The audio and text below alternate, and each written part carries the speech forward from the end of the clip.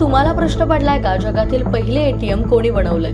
ATM machine हे एक electronic यंत्र आहे. चला तर मग जाणून घेऊयात पहिला एटीएम कोणी बनवलंय. जगातील पहिलं एटीएम जॉन शेफर्ड बॅनर यांनी 27 जून 1967 रोजी बार्क्लेज बँक म्हणजेच एल्फिंड लंडन येथे तयार केलेला आहे. या मशीनचा वापर सर्वात आधी बार्क्लेज बँकेने सुरू केला होता. ही मशीन खातेदारांना बँकेच्या शाखेत न जाता 24 तास पैसे काढण्याची सुविधा देत होती. चॉकलेट वेल्डिंग मशीन मधून प्रेरणा घेऊन त्यांना ही कल्पना सुचली आणि त्यांनी एटीएमची निर्मिती केली, कारण बँक बंद झाल्यावर रोख रक्कम काढण्याचा कोणताही मार्ग नव्हता.